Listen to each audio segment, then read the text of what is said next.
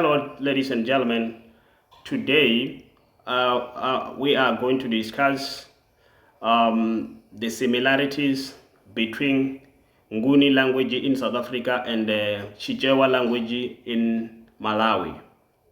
I hope you are going to enjoy this talk. And then I think you know that Malawi people or Malawi migrant play a major role when it comes to building South African economy during the time of apartheid.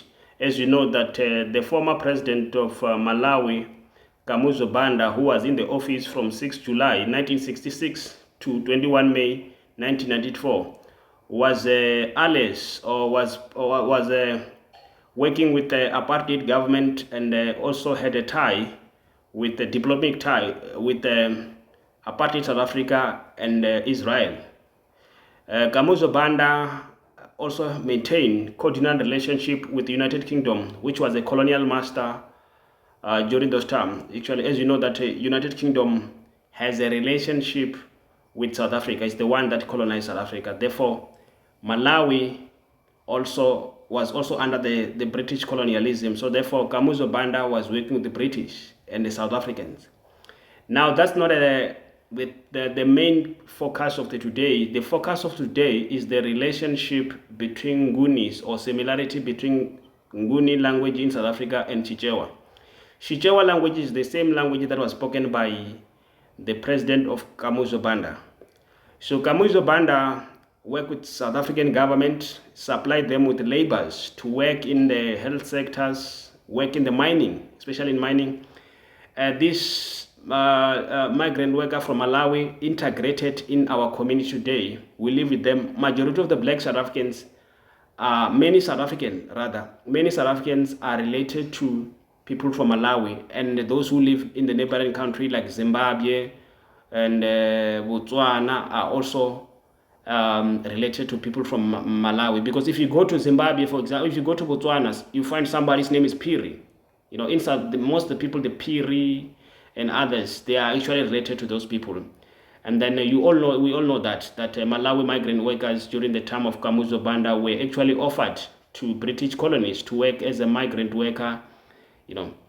So during those time when Kamuzu Banda was the president of Malawi, he needed money to build one of the two main pet projects that he during his tenure he has to leave a legacy. One of those pet projects was building a new capital city of Malawi, which was known as Lilongwe.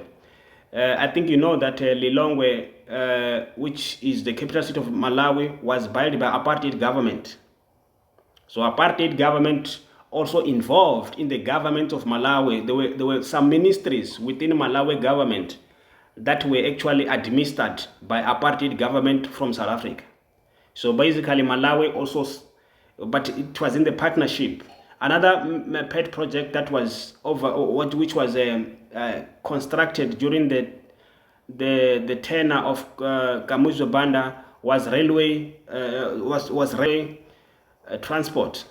So he was very instrumental for building a new railway, which is actually aimed at connecting Mozambique port to Nacala, you know.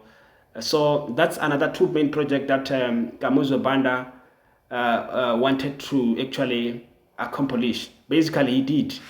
Now, for basically, you know that Mozambique is very important for goods.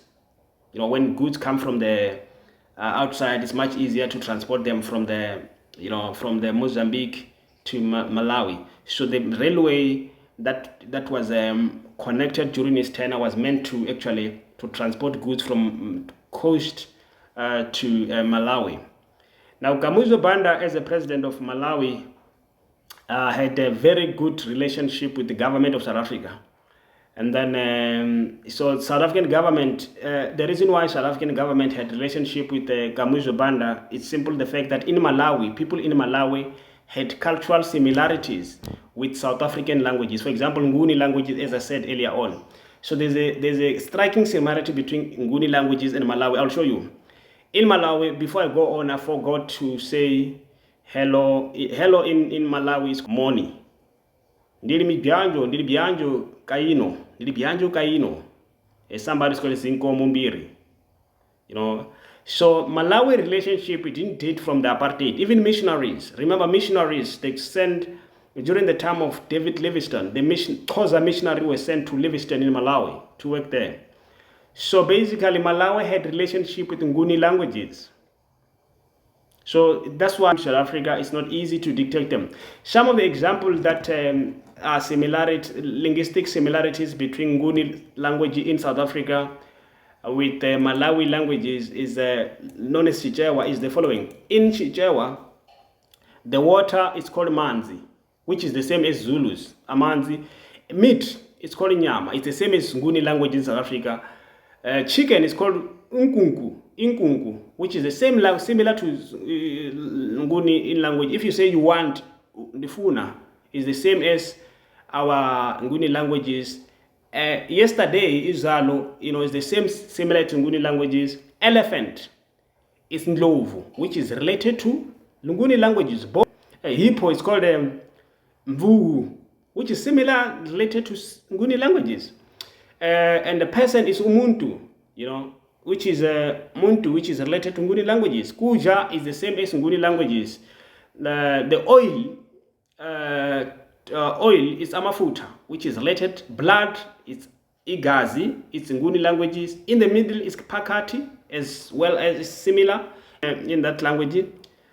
Tree is itatu. You can use Chichewa to count as Zulus. The hand, it's called izandla, So high, it's called in Chichewa, it's high in Chichewa, it's called kulu.